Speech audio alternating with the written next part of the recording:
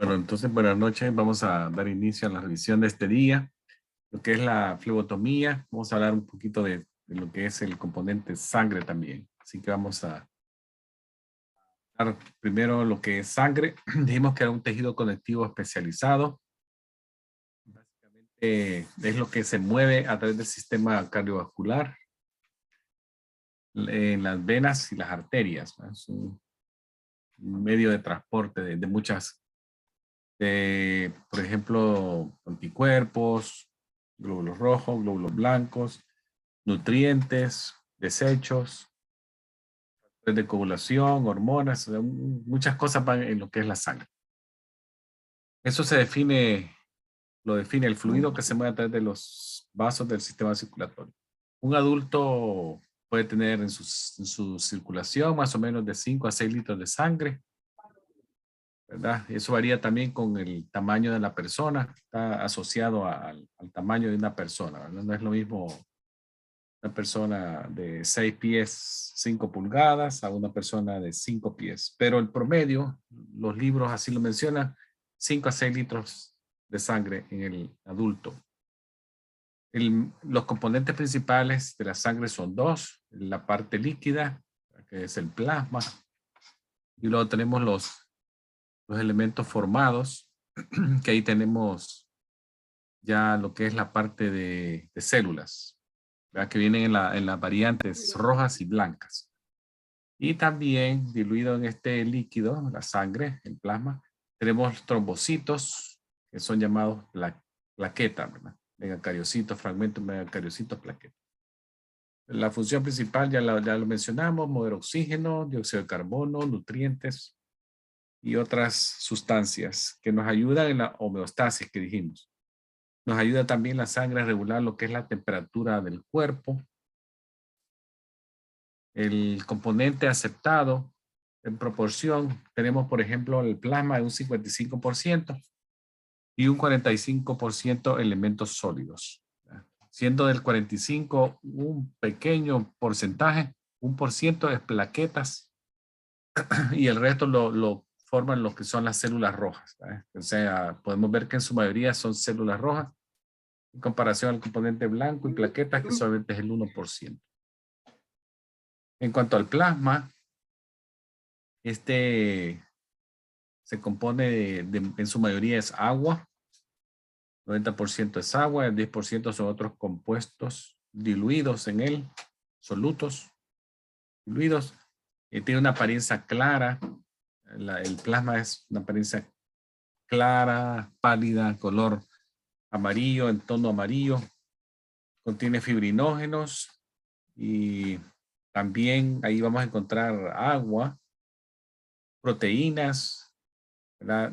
Proteínas en todas sus variantes, todas sus presentaciones, electrolitos, desechos, todos estos mezclados en lo que es el plasma, ¿verdad? Así que también factor de coagulación y algunos gases también se pueden encontrar en el plasma diluidos. Ahora, vamos a ver también que ya una célula roja formada, si nada pasa, si llevase una vida de principio a fin, podría andar en un promedio de 120 días, ¿verdad? Lo que equivale más o menos a 4 meses. Una célula que lleve una vida completa de principio a fin, 4 meses. La formación se hace en lo que es la médula roja, médula ósea, en la parte roja de los huesos largos. Está involucrada una hormona que se produce en el riñón, la eritropoyetina, que es una hormona que la producimos todos, pero en pacientes, por ejemplo, con alguna insuficiencia renal, ya sea crónica avanzada en un estadio grande, podría ser que la función de producción de eritropoyetina se vea disminuida, y vemos así pues pacientes renales que tienen una anemia asociada a una eritropoyetina disminuida. Lo importante acá es que la eritropoyetina se puede administrar de forma exógena a través de inyecciones, y estos pacientes pueden corregir la anemia asociada a la eritropoyetina baja. Caso contrario, si todo está bien, la eritropoyetina se produce en forma continua en nuestro cuerpo y podría verse aumentada la producción en caso de que niveles de oxígeno disminuyan. Entonces esa respuesta tiene una, como lo que se conoce como un efecto de feedback negativo en el cuerpo y nos hace aumentar la producción de eritropoyetina. El proceso de formar nuevas células sanguíneas, ya sea rojas o blancas, se conoce con el nombre de hematopoiesis, la formación de células sanguíneas en ambos componentes. Y esto ocurre desde el momento del desarrollo del embrión, muy temprano en la formación de una persona, periodo embrionario que va de 0 a más o menos unas 7 semanas, más o menos por ahí el periodo embrionario. Y en el periodo del embrionario temprano. Desde ahí ya tenemos formación de sangre, ¿verdad? En el elemento, obviamente, un componente pequeño, pues, que ocurre en el desarrollo embrionario y no termina hasta que alcanzamos ya la adultez en la parte de fase rápida. Luego viene la formación de hematopoiesis que sigue hasta el último día de nuestra vida, ¿verdad? Siempre formando nuevos componentes de la sangre, pero en menor cantidad. Adultos mayores sí están formando componentes sanguíneos, pero en menor cantidad, pero sí no paran, la hematopoiesis es continua. Ahora vamos a ver la diferencia de lo que es el plasma, la sangre completa y el suero. Discúlpeme, doctor, una preguntita. Dígame. Tengo la hematopoiesis es la formación de nuevos componentes sanguíneos, no células. Sí, de células sanguíneas. Sí, Células sanguíneas. Ah, ok, sí. me Ajá. confundí. Ok, Componentes de células sanguíneas, sí. células sanguíneas. Gracias. Bueno, vamos a ver entonces lo que es el plasma, que es la porción líquida de nuestra sangre, ¿verdad? Si lo pudiéramos describir, por ejemplo, en lo que es la parte en que se parecen los dos, el suero y el plasma, básicamente son las porciones líquidas de la sangre que permanecen una vez que se remueven las partes sólidas, o sea, las células. Pero hasta ahí termina la similitud, ¿verdad? La diferencia en sí de ellas es que el plasma es la porción líquida que vamos a ver que contiene, dijimos, proteínas, nutrientes, gases, electrolitos, desechos, pero esta permanece cuando nosotros agregamos algún aditivo que previene que la sangre se coagule. Agregamos anticoagulantes. Entonces, si agregamos anticoagulantes, la sangre no se va a coagular, pero cuando la pasamos por la centrífuga, sí se puede separar la parte líquida de la parte sólida y lo que permanece, la parte líquida es entonces plasma, ¿verdad? Entonces, esa es una diferencia con el suero, que es la parte líquida que permanece, pero ahí sucedió algo, se formó un coágulo. Entonces no detuvimos la coagulación, no hay aditivo. Entonces, es lo que queda cuando ya los factores de coagulación se usaron, se retiraron de la plasma, entonces nos queda un suero. El suero no contiene células rojas ni factores de coagulación. Muchos laboratorios utilizan suero como para pruebas de exámenes. Pero vamos a ver más adelante que algunos también utilizan plasma y hasta sangre completa. También se puede, la utilizan algunos laboratorios, sangre completa. Entonces, vamos a ver entonces que la sangre completa básicamente es la sangre que se sacó directamente de una persona. Se hace un estudio para verificar que no tenga ningún tipo de microorganismo, que no esté contaminada con alguna enfermedad. Y de la misma manera que se extrajo, se coloca en la persona, ¿verdad? Así que nada se ha sacado de ahí. No se retira el plasma, no se retiran plaquetas, nada. Todos los componentes están intactos. la sangre se procesa. Muchas veces la sangre que se utiliza para transfusión no dura mucho en los refrigeradores porque la demanda es bien alta. ¿Verdad? La necesidad de sangre es bien alta, entonces casi siempre hay más escasez que abundancia en la sangre en los hospitales o centros de sangre, porque la demanda es mucha, ya sea por cirugías electivas mayores, cirugías de emergencia, traumas, todo eso requiere mucha sangre, entonces se consume bien rápido. Las bolsas, como pueden ver en esa foto que les puse ahí, viene bien identificada, ¿verdad? Tiene códigos de barra, trae fecha de expiración, viene identificada si es AB, O, si es RH negativa, si es RH positiva. Y ellos se han asegurado también que no lleve ningún tipo de componente que esté contaminado. ¿Verdad? La sangre no debe estar contaminada. Eso ha hecho que muchas personas ya acepten con un poquito más de confianza las transfusiones. Anteriormente la gente desconfiaba mucho de transfusiones porque le tenía miedo a que de esa manera lo contaminaran con alguna enfermedad. Aún así, con la certeza de que la sangre está bien, por ejemplo, los testigos de Jehová no aceptan ningún componente de sangre, ¿verdad? Ya sea la sangre misma completa o cualquier derivado de ella, ¿verdad? No aceptan plaquetas, no aceptan plasma, crioprecipitados, nada, ¿verdad? Nada que sea, y lo firman, ellos dan como una exoneración, un waiver, que exonera a los médicos o a los hospitales de cualquier responsabilidad. Entonces lo que se hace es como, se utilizan como alternativas, como expansores de volumen en caso de una emergencia. Entonces, vamos a revisar ahora lo que es la flebotomía actualmente en el mundo, ¿verdad? ¿Para qué se practica la flebotomía? Por ejemplo, la flebotomía se practica para obtener sangre para monitorizar enfermedades, ¿verdad? Diagnóstico de enfermedades, el progreso de enfermedades. Ese es el propósito, básicamente, monitoreo y diagnóstico. De remover sangre para bancos de sangre y con el propósito de hacer transfusiones en otras personas. Ese es otro uso.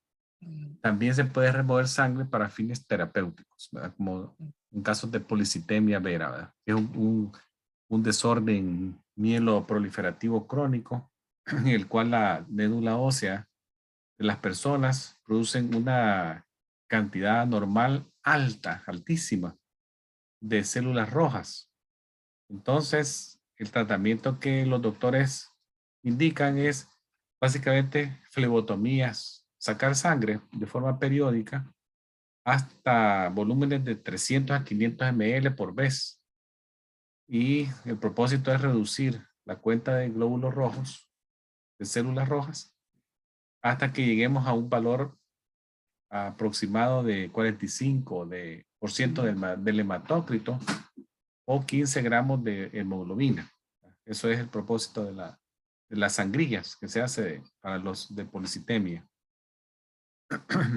Los métodos que se utiliza actualmente en flebotomía son dos. Uno es la punción de las venas, que es la venopunción, básicamente la colección de sangre vía inserción de una aguja en una vena de nuestro cuerpo. Y la otra es la punción de la piel, ¿verdad? En distintos lugares. Más que todo lo hacemos en los dedos de la mano y las zonas del talón en los niños. Esos son los sitios preferidos de punción capilar. La colección de sangre vía punción de piel. Son dos sitios que se utilizan. Ahora, en cuanto a la donación de sangre, ahí les pongo unas fotografías que van a ver que, por ejemplo, la Cruz Roja Americana, el Centro de Sangre de Nueva York, también de Cruz Roja Americana de Nueva York, y así en todos los estados, en los Estados Unidos, son bien agresivos tratando de colectar sangre porque la demanda, les dije, es muy alta. Entonces ellos hacen campañas constantemente y van a ver que, por ejemplo, hacen campañas y utilizan el área del gimnasio de un YMCA en cualquier sitio del país. Ahí, por ejemplo, en Perth Amboy yo tuve varias oportunidades de ver en New Jersey que llegaron por las tardes, llegaban al gimnasio del YMCA ahí en Persamboy y se quedaban ahí 4 horas y coleccionaban bastante muestras de sangre, sacaban mucha sangre. Y básicamente ponían unos como camillas, como las que ven acá, y hacían una punción capilar de la persona, y hacían los análisis de hemoglobina, hematócrito, muestreo de algunas enfermedades. Cuando ya pasaban la prueba, ya sacaban la sangre. Como lo ven acá, la sacada de sangre es rápida, porque utilizan unas agujas bien gruesas, 16 por ahí, y la sacada de sangre es bien rápida. Y la persona básicamente está sentado en una silla bien cómoda o en una camilla como esta. La están observando, que no se vaya a desmayar, todo eso. Al final le pueden dar una bebida, una galleta o algo. Pero es una ayuda que uno brinda, ¿verdad? Porque salva una vida de forma anónima, ¿verdad? La persona no sabe a quién le va a servir esa cantidad de sangre que usted donó. Vamos a ver también qué lugares pueden servir para ser flebotomista. Unos son hospitales, los otros son clínicas ambulatorias, de hospitales especializados en unidades de emergencia, ya sean hospitales rurales o urbanos, clínicas comunitarias, departamentos de salud, prisiones, centros de diálisis, hospicios, centros de rehabilitación, donde hay pacientes que llegan posterior a estancias de hospitales, que se quedan por heridas. No, la rehabilitación no solamente lo asociemos a lesiones físicas como fracturas, a veces son rehabilitaciones de pacientes que van saliendo de infartos, de derrames, de strokes, o personas que han tenido heridas bien graves. Las mandan a centros de rehabilitación básicamente a recuperarse un tiempo y luego ya van a sus casas. Entonces, el centro de rehabilitación cubre bastantes áreas. El flebotomista, recordemos, es una persona que se entrena sangre, debe tener un conocimiento de anatomía, fisiología, del sistema cardiovascular, del sistema musculoesquelético, sistema nervioso, conocer el equipo con el que va a trabajar, las agujas, las jeringas, los tubos de donde va a coleccionar la sangre, y eso lo vamos a hablar en un momento. Y debe ser un buen comunicador, a saberse comunicar con su paciente, utilizando las técnicas que hablamos el otro día de parafrasear, clarificar, preguntas abiertas, eh, usar términos sencillos, saber los aspectos legales, ya que es un procedimiento invasivo.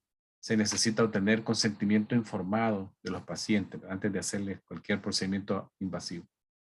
La certificación es lo único que necesita el flebotomista, no licencia. Recuérdense que la diferencia de la licencia y el certificado son bien claras. La licencia es un documento oficial que lo extiende una agencia del Estado, un board. Puede ser de enfermería, los dentistas, los médicos, los practitioners, physician assistant, todo eso, veterinarios. Y una certificación lo obtiene a través de un examen y lo da una agencia certificadora nacional. Son dos cosas bien distintas. Los aspectos legales, no olviden, asalto es la amenaza a alguien sin su autorización. Battery ya implica el contacto físico con la persona. Siempre mantengámonos en el alcance de la práctica. Por ejemplo, un flebotomista solamente puede hacer punción capilar de las manos, de los dedos de la mano, el talón, la vena del antebrazo, de la fosa antecubital o del dorso de la mano. No se puede hacer en los pies ni en las piernas. Siempre guardemos confidencialidad de la información privilegiada de los pacientes. Eh, requerir la información necesaria de un paciente, no divulgar nada de un paciente. Y no olvidémonos del consentimiento informado. confidencialidad en estos pacientes es bien importante, guardar, porque ahí van a diagnósticos o a números de expedientes clínicos. Ahora, la CLIA, que es una abreviación que básicamente quiere decir la enmienda de mejora de los laboratorios clínicos. En inglés, Clinical Lab Improvement Amendment. Una enmienda. Básicamente los centros de Medicare y Medicaid en los Estados Unidos son los encargados de regular todas las muestras de laboratorios, con la única excepción de los laboratorios de investigación. Esos están exentos de lo que es Medicare y Medicaid. Entonces, cualquier muestra de laboratorio que se realice en humanos en los Estados Unidos lo regula a través de la CLIA, pero están amarrados a los centros de Medicare y Medicaid. En total, la CLIA cubre aproximadamente casi 250,000, 270,000 laboratorios en todo Estados Unidos. ¿Verdad? Provee regulación que asegure la eficacia y calidad de las muestras. Requiere que todos los laboratorios se certifiquen a través del gobierno federal y estatal. Y también hace inspecciones a los sitios donde se coleccionan sangre de manera regular para verificar técnicas de práctica de flebotomía. Recuerde siempre, el buen flebotomista debe establecer si el paciente ha tenido algunos requisitos antes de tomar las muestras. ¿Verdad? Esto puede hacerse, recuérdense, por ejemplo, si un paciente ameritaba, por ejemplo, tener ayuno, todo eso. Ese por una parte. La otra parte es establecer la identidad del paciente, ¿verdad? Si son ellos. Y ya lo habíamos dicho que la Comisión Conjunta de Hospitales siempre pide que se valide al paciente con 2 identificadores, los más comunes, fecha de nacimiento y el nombre completo. Hay más, pero esos son los que más se utilizan, ¿verdad? Su nombre completo y fecha de nacimiento. Eso es una obligación, ¿verdad? Un mandato de la ley de la Comisión Conjunta de Hospitales. Recordemos que la flebotomía es un procedimiento invasivo que debe ser aprobado en forma verbal y escrita por el paciente y se debe de conseguir consentimiento informado previamente. Ya que verificamos la identidad del paciente, ya se puede hacer el procedimiento. Posteriormente a hacer el procedimiento también hay que verificarlo nuevamente.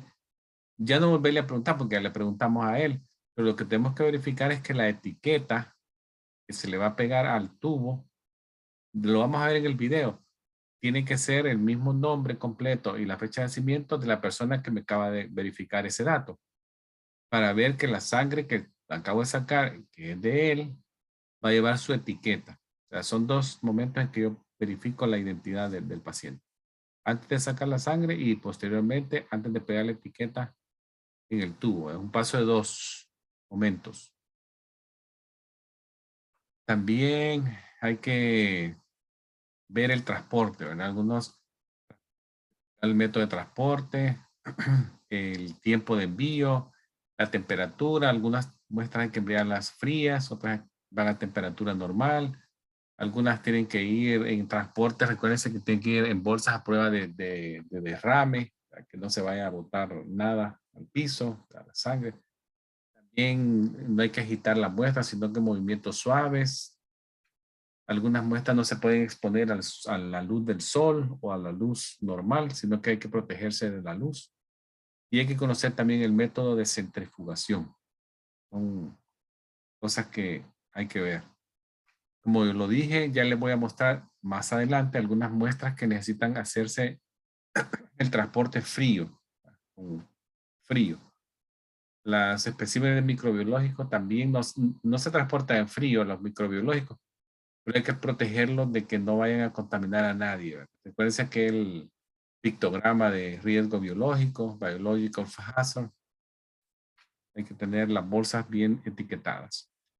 Otras pruebas que se pueden hacer en hospitales y en clínicas que no son de sangre, por ejemplo, tenemos muestras de orina, se pueden hacer el análisis de orina, la colección de 24 horas de orina que se hace con la persona colectando las muestras. Esto es, se hace casi siempre, se pide que la colección se coloque en un contenedor que se va a mantener fresco, ¿verdad? Algunas veces hasta sobre hielo o refrigerado. Lo importante aquí es que hay que prevenir la descomposición de la orina y que se produzca multiplicación de bacterias. Eso es básicamente. No puede andar la persona con el garrafón en la calle o en el carro a temperatura en el verano, imagínense. No se puede, ¿verdad?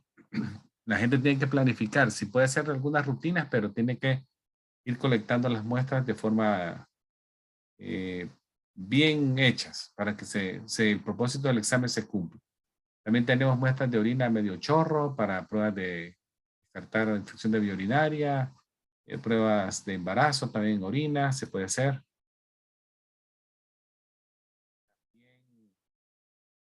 Hay otras pruebas que no son de sangre, como pueden ser pruebas de esputo, pruebas en general de heces, también se hacen en laboratorio, se puede hacer algunas pruebas. También hay de cultivo y sensibilidad. Se puede hacer que se puede hacer un cultivo de una muestra que podría ser, por ejemplo, de una infección de una herida, una úlcera, un absceso, puede ser una prueba de cultivo y sensibilidad de qué antibióticos son sensibles y qué es resistente. Muestras de la garganta, también se puede hacer, muestras, y en las clínicas se puede hacer esa. Ya otras pruebas especiales que sí son de sangre, podría ser, por ejemplo, las pruebas postprandiales después de comida, de 2 horas postprandiales, tolerancias a la glucosa, también se puede hacer. Entonces se le explica al paciente. Si no se hace en la clínica misma, se le tiene que dar educación, cómo se va a realizar la prueba antes de que vaya a los laboratorios, ¿verdad? Y se le explica cómo es el proceso. Y el laboratorio también como que va a reforzar la educación en salud cuando el paciente llega a solicitar el estudio. Tiempo de sangrado también se puede hacer, gases arteriales, se puede también realizar. Esto más que todo es en hospital, porque la muestra de gas arterial se tiene que enviar rápido, a que se coloca en hielo y se envía lo más pronto posible, y esto estamos hablando de cuestión de minutos. No, ya si se hace en una clínica, fallamos en ese tiempo, por lo cual no sé, bien raro, nunca se va a hacer en una clínica ambulatoria. También tenemos muestras con hisopo, ¿verdad? Tenemos algunas muestras, por ejemplo, hisopado nasofaringio que se hace el preferido para tomar muestras de colección de exámenes de COVID-19, de exámenes de ácidos nucleicos utilizan, pero también tenemos otros, por ejemplo, de garganta, streptococo, algunas heridas también se utilizan hisopos. Entonces, el de la garganta, recuerden que dijimos que puede ser un hisopo estéril y tratar de no contaminarlo tocando la lengua ni los pilares faríneos, amigdalinos. Porque solamente irnos directito a la zona de la amígdala, izquierda o derecha, la cual cualquiera de las dos que querramos hacerlo. Los cultivos de heridas, también recuerden que hay clínicas que atienden a pacientes con heridas. Ahí pueden tomarse cultivos de heridas, se utiliza un hisopo, se toma la muestra y luego se coloca la punta del hisopo en el medio de transporte de la muestra y se envía ya al laboratorio para que se implante el líquido en una placa, ¿verdad? En una placa, y a 24 a 72 horas ya tenemos una respuesta si creció algún tipo de microorganismo. Ya dijimos que están los hisopados nasofaringios que se utilizan para COVID-19, se utilizan las fosas nasales, ya izquierda o derecha, siempre esperando hacerlo en el periodo de 7 días dentro de los aparecimientos de los síntomas. Este es uno muy común que se estuvo haciendo y se está utilizando, se llama BNAX Now. Es una muestra bien frecuente hecha de manera ambulatoria. Entonces, este es bien común, lo estuvieron dando también los estados los estuvieron mandando a las casas para hacerse muestras caseras, ¿verdad? Se obtiene un resultado bien rápido, en 15 minutos. Bueno, vamos a hablar ahora de lo que son los tubos de flebotomía. Los tubos de flebotomía eh, traen un código de colores. Básicamente el tapón que uno le ve al tubo en la parte superior es de color rojo, azul, verde, gris, puede ser rosado, viene gris, viene de varios colores, pero el propósito es mandar un mensaje visual a la persona y uno con eso ya lo identifica qué tiene adentro y para qué sirve. Entonces hay que saberlos identificar por el código de color asociado al aditivo. Entonces, muchos análisis de sangre requieren que algunos aditivos lleven químicos en su interior para que los valores sean óptimos. Poner químicos dentro del tubo colector es una forma de verificar que el valor sea óptimo y es lo que queremos. Por ejemplo, el tubo gris tiene en su interior lo que se conoce como sodium fluoride. Lo que hace este componente es detener el metabolismo, la degradación de la glucosa, ¿verdad? Por las células rojas, una vez que la sangre ya se colectó en el tubo. Entonces, al detener el metabolismo de la glucosa, obtenemos valores aceptables del análisis de la sangre, del nivel de sangre de la persona cuando se lo sacaron, ¿verdad? Eso básicamente es lo que le llaman un antiglicolítico. Yo lo vamos a ver cuando hablemos del tubo gris, pero para adelantarles eso, digo, es uno de los factores que se pueden utilizar como aditivos, es uno de ellos. Vamos a empezar con el color rojo, que ven acá. El tubo de color rojo, este indica que el tubo no tiene coagulante. Se utiliza básicamente para química clínica y usa suero. Ahí tenemos, por ejemplo, el factor reumatoideo, la amilasa, magnesio, cortisol, ácido úrico, hormona paratiroidea, el análisis de la sífilis, el RPR, el péptido C y algunos.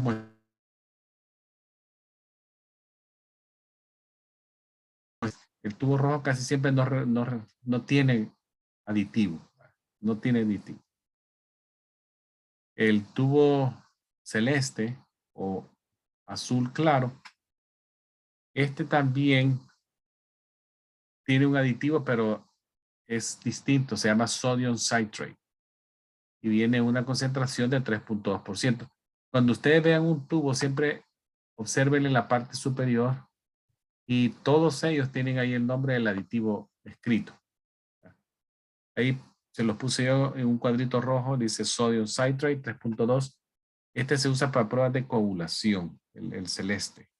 Ahí tenemos PT, PTT, prueba de fibrinógeno, dímero D, factor de actividad, todo eso. Se puede hacer en este tubo de color celeste. La prueba de factores se utiliza para detectar deficiencias o inhibidores del factor. La prueba de protombina, fibrinógeno, dímero D también son de coagulación y se utiliza el celeste. Ahora el otro es el tubo lila o morado, lavanda. Este utiliza lo que es el aditivo ETA, que básicamente el aditivo se agrega y de esa manera inhibe la coagulación, inhibe la formación de un coágulo. Este color lila comúnmente se usa para pruebas de hematología. Ahí tenemos CBC, reticulocitos, hematócrito de hemoglobina, plaquetas, eritrosedimentación, CUMS directo, utilizan el. Entonces ya vamos viendo algunos grupos que se pueden ir memorizando. Lavanda, hematología, celeste, coagulación, el rojo, pruebas químicas generales. El rosado también utiliza el ETA como aditivo. Este se usa como podría ser una prueba de anticuerpos, una prueba cruzada, un tipeo IRH. La prueba más que todo también hematología.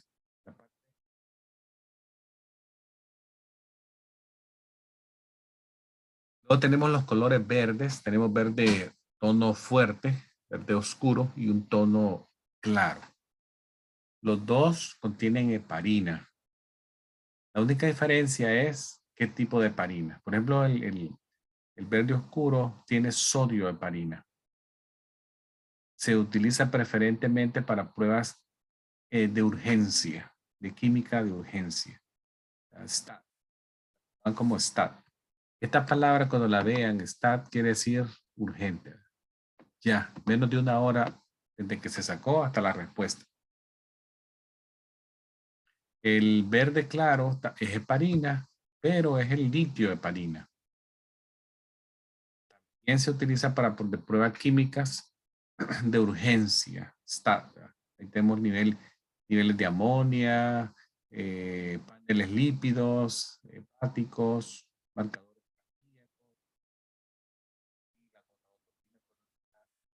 de sangre. También se puede utilizar este verde claro.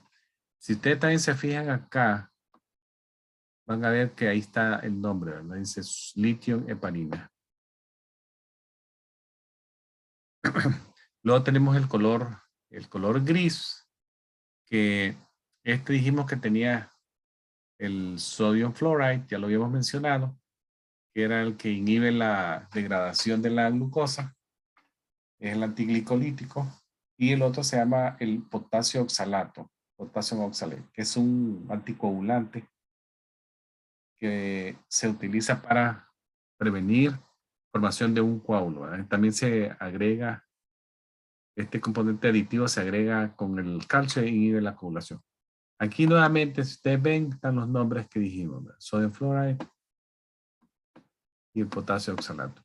Este se utiliza para pruebas de glucosa, glucosa al azar, tolerancia a la glucosa, glucosa de ayuno, entonces el gris. También tenemos este tubo que se llama rojo gris o camuflajeado. Hay personas que le dicen también tigre, tiger, tiene varios nombres. Tiene un separador de suero. Vamos a ver acá una gel, fondo del tubo, que básicamente es una gel que es Pixotropic Gel. Es un tubo con separador de suero. Comúnmente también se utiliza para química y pruebas inmunológicas y algunos paneles ya bien generales, como pueden ser el metabólico básico y el metabólico completo. Utilizan este tubo rojo atigrado con manchas. Les enseño algunos paneles que básicamente el panel son grupos de exámenes que están orientados a un análisis, ¿verdad? Por ejemplo, tenemos panel hepático. Ahí van las transaminasas, las albúminas, las proteínas totales, bilirrubinas, directas e indirectas y totales. Y así tienen algunos perfiles, ¿verdad? Lípido, lipídico, perfil tiroideo, perfil electrolítico, el metabólico básico, el metabólico completo.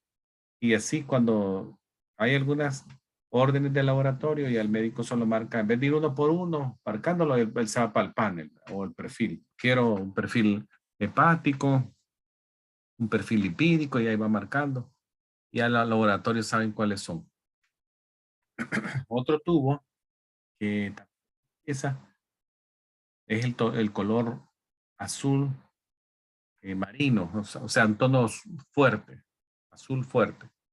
Este utiliza también el aditivo ETA y se utiliza para pruebas toxicológicas cuando analiza drogas recreativas, por ejemplo, marihuana, cocaína, heroína, o drogas terapéuticas de monitoreo terapéutico, ¿verdad? Básicamente son monitoreos de fármacos. Luego tenemos los botes de cultivo de sangre, que son grandes, vienen en aeróbico, anaeróbico y el pediátrico. Se puede leer en la etiqueta anaeróbico, aeróbico, pediátrico. Y cada cual tiene su límite mayor de sacarla. Por ejemplo, en el adulto se puede sacar hasta 8 ml.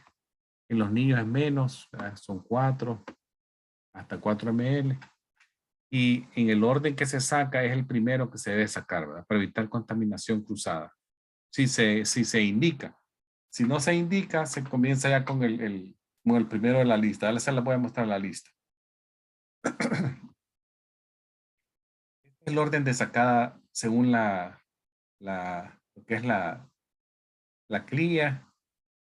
El orden correcto empieza con, si se indica, es lo que se conoce como el cultivo de sangre. Si se indica. Pero algunas veces no se indica, entonces hay que irnos al siguiente, que sería el celeste.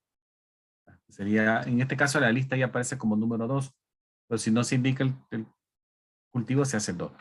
Tenemos el azul, luego viene el rojo, donde tenemos los tubos de suero, que es el rojo. Luego vienen los tubos con heparina, con o sin gel. Luego vienen los tubos con ETA, con o sin separador de gel también. Que el ETA dijimos que era el lavanda o el color morado y el rosado. Y por último, el gris. El gris es siempre el último. Si se va a utilizar es el de último. Hay que respetar el orden porque es la manera más exacta de que no se haya contaminación cruzada de los aditivos. Entonces, hay que recordar el orden, aprendérselo, cómo va. ¿Qué también puede interferir con el análisis de la sangre? Que yo utilice un tubo incorrecto, que no respete el orden, que violentamente sacuda el tubo, que etiquete mal el tubo, ¿verdad? Sería algo bien mal hacerlo, ¿verdad? Etiquetarlo con un nombre equivocado, que me tarde mucho eso, que utilice equipo vencido, también me puede afectar. Entonces, ¿qué puedo hacer para evitarlo? Ver el orden correcto, respetar el orden correcto, no utilizar tubos vencidos, no sacudir el tubo, no invertirlo en forma suave, verificar la identificación de los pacientes cuando pongamos la etiqueta en el tubo, coleccionarlo siguiendo el protocolo del laboratorio. Ahora, el equipo de colección de venopunción es bien básico, ¿verdad? Por ejemplo, tenemos el torniquete que vamos a poner en el brazo, los tubos que voy a utilizar, la aguja, en algunos casos jeringas, no siempre, pero son bien básicos los componentes, ¿verdad? Tenemos los, los, los tubos colectores que le dije que tienen color en la punta, el equipo de protección personal, no olviden ponerse gabacha, mascarillas y espero que pueda haber alguna salpicadura, guantes, el alcohol del limpiar, los guantes no estériles, la gasa con la que voy a cubrir la herida.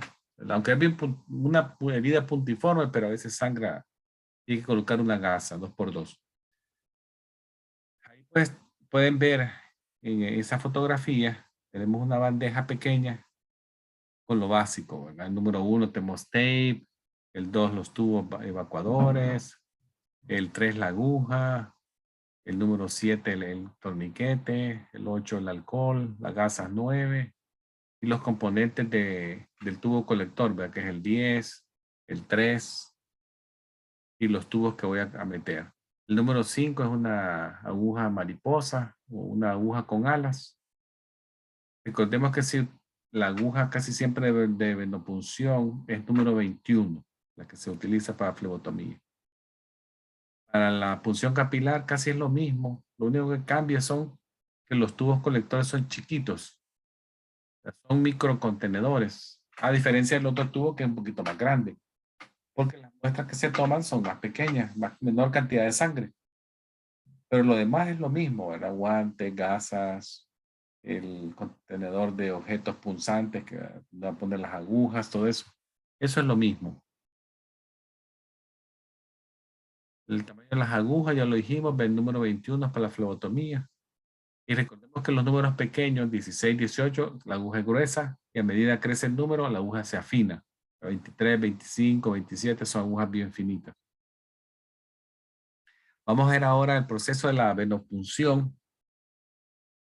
Les voy a poner una fotografía bien breve y luego vamos a ver el video que es un poquito más explicativo porque lo vemos en acción a la flebotomía, está sacando la sangre.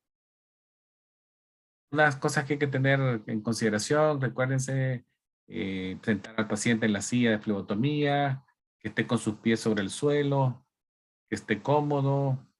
El flebotomista debe de ponerse protección en los ojos si es posible, los guantes estériles, una gabacha blanca. El niño pequeño puede estar en las piernas de su mamá, de su abuelita o la persona que lo lleve.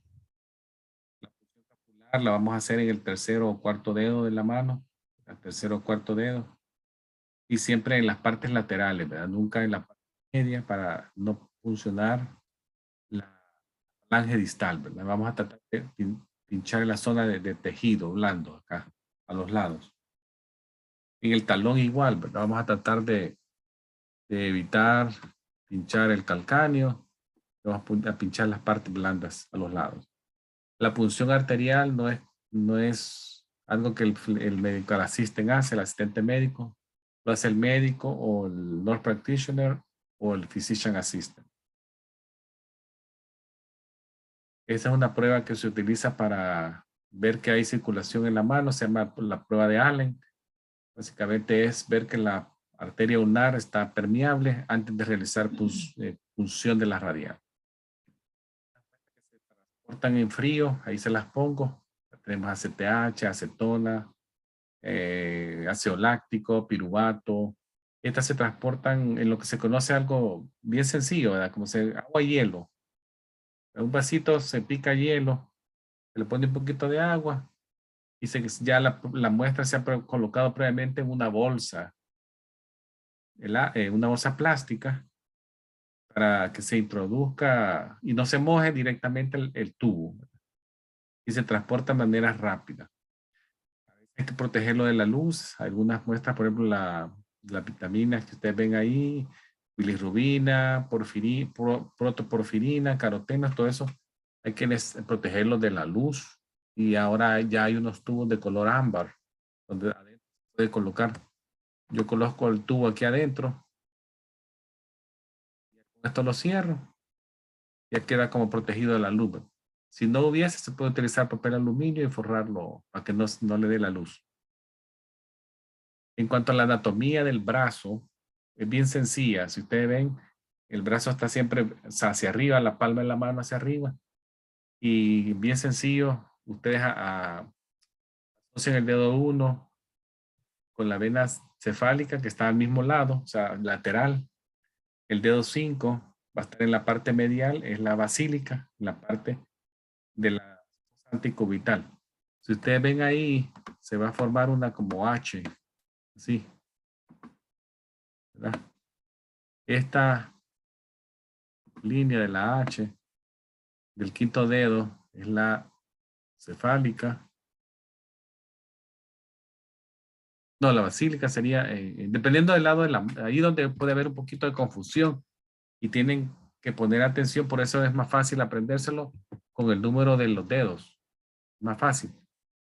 1, cefálica, 5, basílica. Y la que une a las dos es la cubital media, que es la que queremos agarrar, ¿verdad?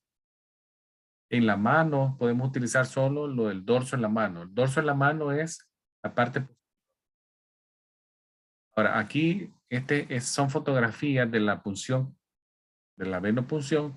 Me la voy a pasar algo rapidito porque básicamente es lo que van a ver en el video. Yo solamente aquí he puesto las fotos. Pero cosas que importantes que recuerden son el torniquete se coloca a 3-4 pulgadas del sitio de la punción. El torniquete puede estar máximo 1 minuto. La aguja va a entrar entre 15 y 30 grados en relación a la piel. Por ejemplo, si esta es la piel, entra más o menos entre 15 y 30 grados, así, de ángulo en relación a la piel. Cuando ya haya flujo, ya se quita el torniquete. Descartar las agujas al basurero rojo, ¿verdad? Y ponerle el dispositivo de seguridad tan pronto salga la aguja de la... Vamos a ver entonces el video para que lo vean en detalle.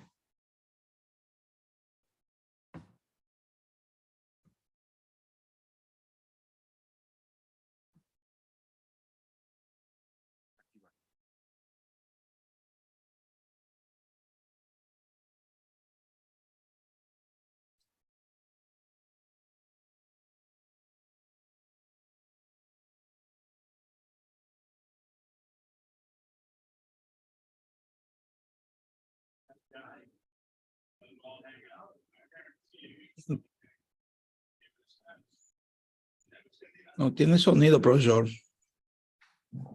¿Tiene sonido? No. Vamos a ver, algo pasó acá.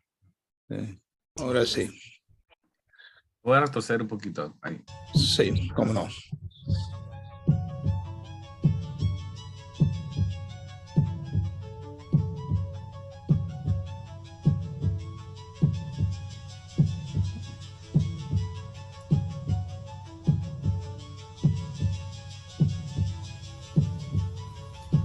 Good morning, I'm Kristen. I'm here to draw your blood today. Good morning. Could you please state your name and date of birth? Pat White, November 11th, 1986. Thank you. Have you had anything to eat or drink in the last 12 hours? Not since 9 last night. Thanks. Do you have any questions? No. All right, it will just take me a minute to get everything set. Blood collection by venipuncture is one of the most common procedures performed in a healthcare setting. Common, but also complex, requiring knowledge and skill to assure the accuracy and integrity of the samples drawn and to eliminate risk to both patient and healthcare workers. The first step is to accurately ID the patient using at least two forms of identification. Does the name and date of birth on the requisition form match what the patient is telling you? Does it match what is on the patient ID wristband? Has the patient followed special orders, such as fasting prior to blood draw? Address the inconsistency first with a requesting physician or healthcare worker on duty. But if the given information does agree, it's time to prepare yourself and the patient for a successful blood draw using proper standard precautions. The phlebotomist washes and then dons a clean pair of gloves before proceeding. Make sure alcohol prep pads, gauze, tape, the correct gauge needles, and required evacuated collection tubes are within easy reach for you, but out of the reach of the patient. Then speak reassuringly to the patient as you position him for the draw. I'm all set here. If you'd please straighten your arm. It'll just take a moment while I apply the tourniquet. Applying a tourniquet slows the flow of blood in the veins and increases venous filling, thus making the veins more prominent, easier to locate, and easier to enter. However, leaving the tourniquet on for longer than 1 minute may affect laboratory test results and should therefore be removed and reapplied if the procedure will take longer than 1 minute. Use your fingertip to palpate the antecubital fossa to locate the median cubital vein. Palpation helps determine the direction of blood flow in the vein, to gauge the vein size and depth, and to estimate its tendency to roll. It also helps differentiate veins from arteries. Unlike veins, arteries have thicker feeling walls and are more elastic to the touch. Use an alcohol prep pad to cleanse the skin around the site. In a fluid, circular motion, swab from the center to the periphery of the site, being careful not to drag the pad back across the cleansed field. Let the area air dry. This prevents contamination of either the patient or the specimen. Grasp the patient's arm firmly with your hand, placing your thumb approximately 2 inches below the intended puncture site. With your thumb, pull the skin taut over the vein to help anchor it in place. Then let the patient know you're ready to make the puncture so the patient won't startle and jump. You'll feel a slight pinch. Position the needle bevel side up and line it up with the vein. Position the needle so that it forms a 30-degree angle with the surface of the arm. With a single, short but firm motion, swiftly insert the needle through the skin and into the vein. push the evacuated tube onto the needle when the needle enters the vein. As the vein aligns with the needle, blood will begin to move out of the vein up into the needle. Maintain a constant, slight forward pressure on the end of the tube. The evacuated tubes are color-coded based on their additives. Know the types of additives and which color tubes are to be drawn based on requisition. As soon as blood begins to flow into the collection tube, instruct the patient to open his hand and remove the tourniquet from his arm. Removing the tourniquet allows the blood to return to its normal rate of flow through the vein and helps reduce bleeding at the puncture site. A gentle mixing by inversion at least 8 times is required to ensure that any additives in the tube are incorporated into the blood sample. We're almost finished here. Are you doing okay? Fine. Engage the safety device on the needle and use the Sharps device for proper disposal. Applying pressure at the needle entry site immediately after removing the needle will prevent a hematoma from forming and allow hemostasis to seal the wound. Please keep pressure on the gauze pad for several minutes to ensure that the blood flow stops.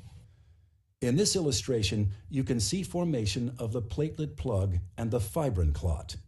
Applying pressure at the needle entry site immediately after removing the needle will prevent a hematoma from forming and allow hemostasis to seal the wound.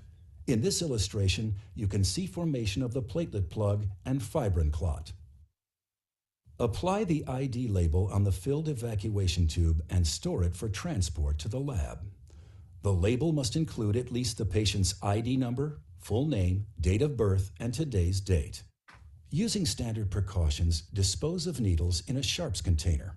Dispense of all other used non-sharp materials, including used gloves and gauze pads, in an approved trash receptacle. And disinfect all contaminated surface areas.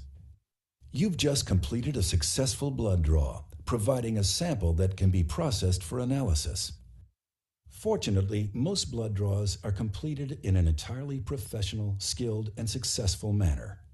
Most, but not all. Poor technique, poor judgment, lack of knowledge, loss of concentration, and undue haste all are factors that can negatively impact the integrity of a sample. Or worse, that can create undue stress and pain for the patient or cause a patient physical harm. Let's take a look. Failure to align the needle perfectly with the vein and failure to insert the needle at a 30-degree angle can result in the needle missing its mark. Poor technique that will require an unwelcome second needle stick.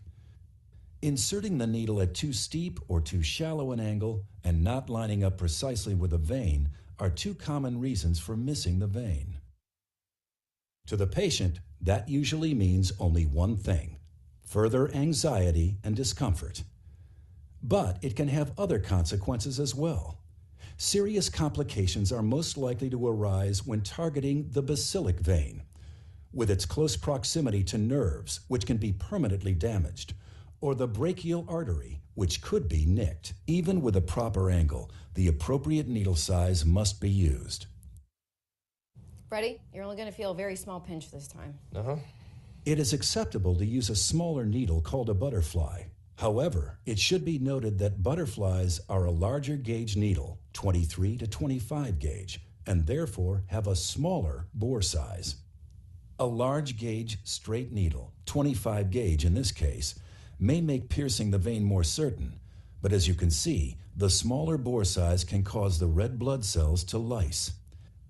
While it appeared to the healthcare professional that this blood draw was successful, it's clear once the sample is centrifuged that the choice of needle gauge was a poor one. The selection compromised the integrity of the sample. Aside from these 2 examples of invisible errors, there are many visible signs that a healthcare professional may not be following standard precautions that ensure a quality blood draw as well as a satisfactory customer experience.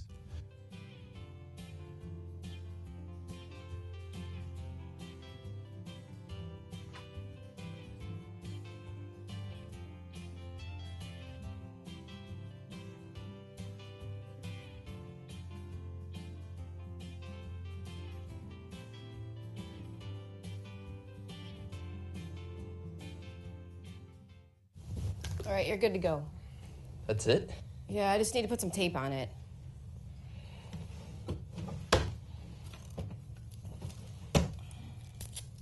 Ah, Band-Aid, that'll work.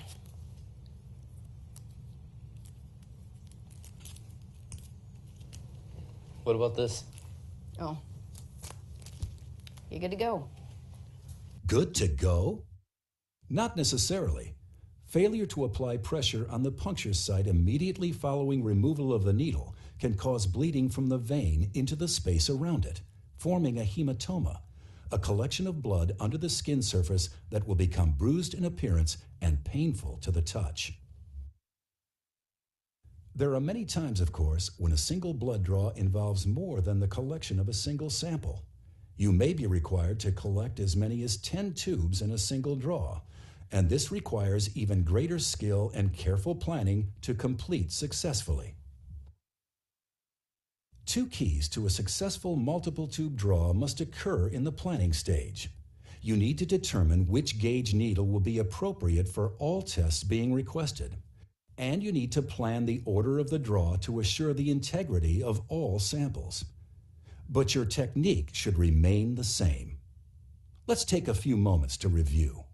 Position the needle bevel side up and line it up with a vein. Position the needle to form a 30-degree angle with the surface of the arm. With a single short but firm motion, swiftly insert the needle through the skin and into the vein. Push the evacuated tube onto the needle when the needle enters the vein. As the vein aligns with the needle, blood will begin to move out of the vein up into the needle. Maintain a constant, slight forward pressure on the end of the tube to prevent release of the shutoff valve. As soon as blood begins to flow into the collection tube, instruct the patient to open his hand and remove the tourniquet from his arm. Removing the tourniquet allows the blood to return to its normal rate of flow through the vein and helps reduce bleeding at the puncture site. When performing a multi-tube draw, it is important to follow the correct hospital-mandated order of draw. Blood cultures are always drawn first.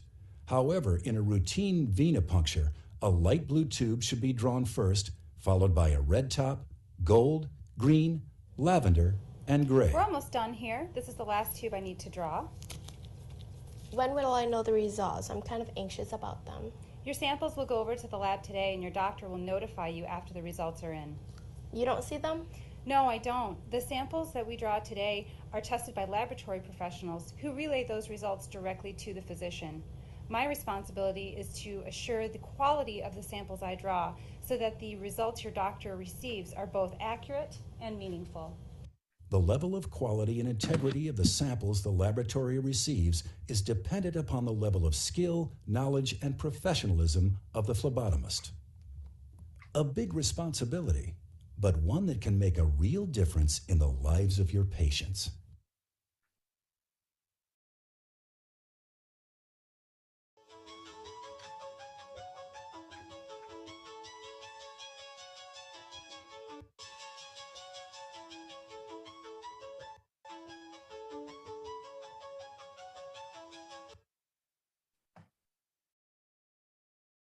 Bueno, vieron el video que es muy interesante ya que vimos tres situaciones.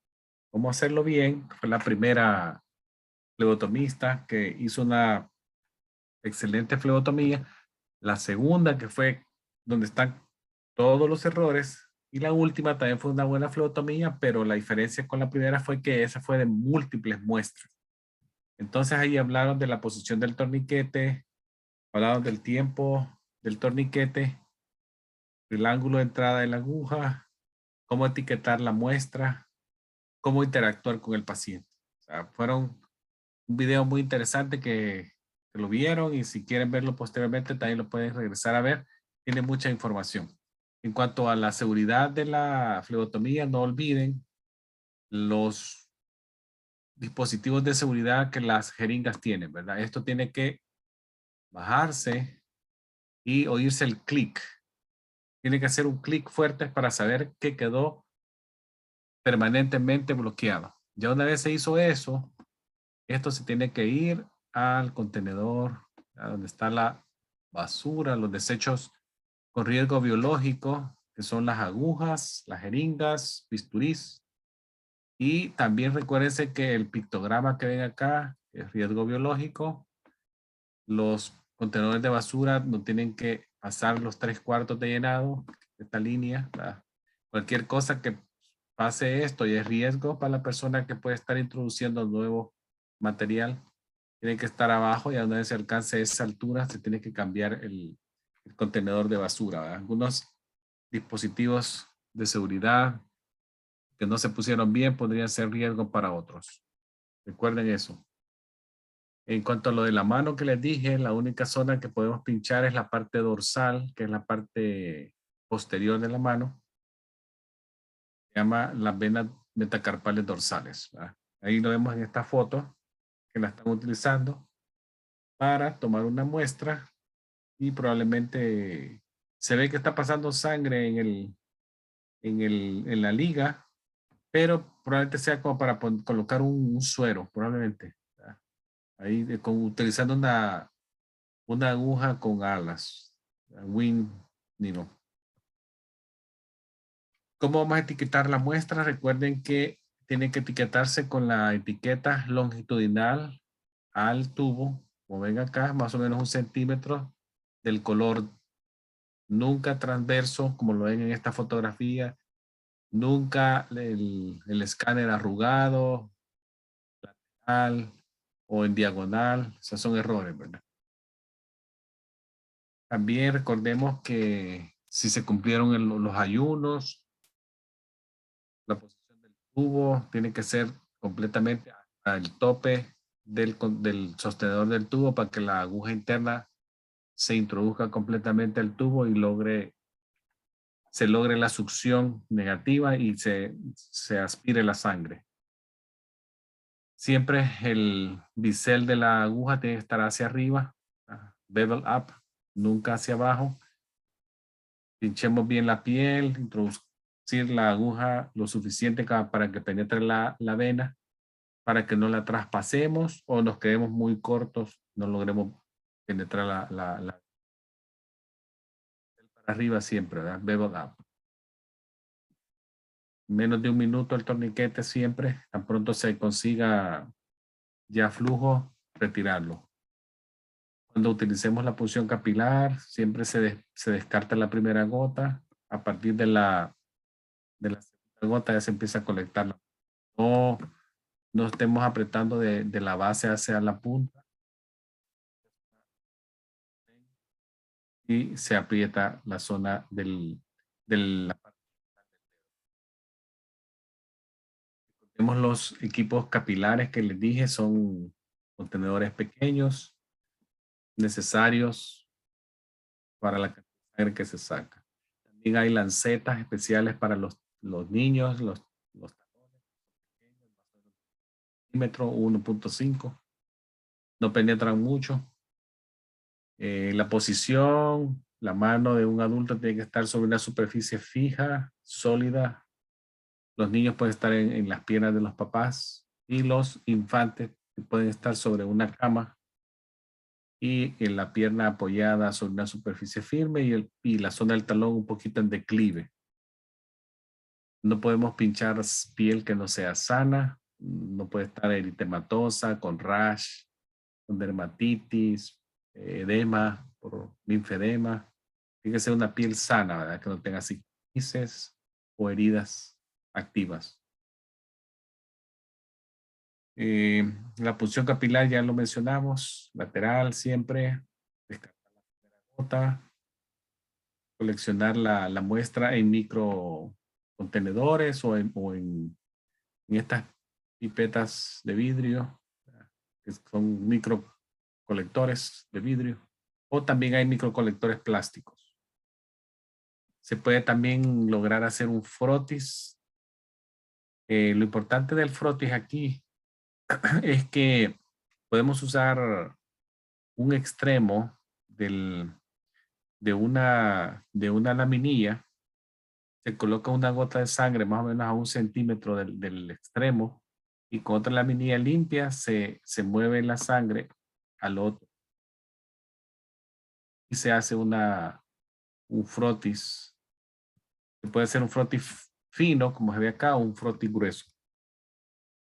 No podemos pinchar, dijimos, piernas ni pies hasta el alcance del asistente médico. Nunca hay que hacerlo. Recordemos siempre el consentimiento informado. No se nos olvide. Complicaciones de una flebotomía. Número 1, el hematoma. Puede haber también alergia al látex, que es bien rara. Siempre hay que preguntar si es alérgico. Nerviosas muy raras también, pero pueden pasar si se en el lado de la basílica. Recordemos que por ahí pasa el nervio mediano y la arteria braquial puede provocar un hematoma a presión en esa zona. Infección también es muy rara, pero está descrita. El paciente puede decir no. Recuérdense que él puede decir no y respetémoslo. Solamente hay que documentar la negación de él, ¿verdad? Complicación o que él diga después que no lo quisieron hacer el procedimiento y que él estaba listo, se documentó que él dijo no. Se puede desmayar una persona. Hay personas que tienen pánico al ver sangre. ¿Y qué pasa? Empiezan a respirar, hiperventilar, respirar rápido, se ponen pálidos, se ponen a sudar, ansiosos. Y eso puede ser ya un signo de aviso, ¿verdad? Si eso pasa, hay que detenerlo, colocarlo en una posición cómoda. Si sucede durante una punción, ya se remueve el torniquete, quitar la aguja del brazo, poner el dispositivo de seguridad, deshacerse de la jeringa, ¿verdad? Ya tiene el dispositivo puesto y darle seguridad al paciente que no se vaya a caer, como se ve en la foto, ayuda a mantenerlo ahí. Es algo que dura breves minutos, pero hay que estar con ellos. Es bien importante eso. Hay personas que ya saben que se desmayan, entonces siempre, si eso sucede, hay que ir, como dicen, un paso adelante de las personas, ¿verdad? Si una persona ha dicho que se ha desmayado anteriormente, ponerle una silla más segura, nunca darle la espalda a un paciente después de una flebotomía. Unos pacientes no dan aviso tampoco. Sí, porque en lo que da la espalda, profesor, ahí se cae al piso. Sí. Y uno no lo atiende. Ajá, nunca da la espalda porque algunos no dan el aviso, sí. Profesor, antes se usaba, yo veía en algunas sillas de flebotomía encima o cerca, en la bandeja o al lado, había un sobrecito con un olorcito, con olor amonio o amonia que se le daba a oler a los pacientes. Sí, Eso sí, se usaba sí. antes, se usaba antes para estimular. Para despertarlo. Para despertarlo, sí. Yo me recuerdo de eso, sí. Ya ahora no se usa, ya no se, veo que ya no se está usando eso. Sí, pero siempre hay que prestarle atención a los pacientes. Como ven aquí esta señora, probablemente ella dijo que si ya se había tenido mareos o desmayos, entonces la ponen en una silla reclinable, más segura, con soporte, y es más fácil controlar que una persona no se vaya a caer, como dice el doctor. Siempre hay que estar pendiente y atentos.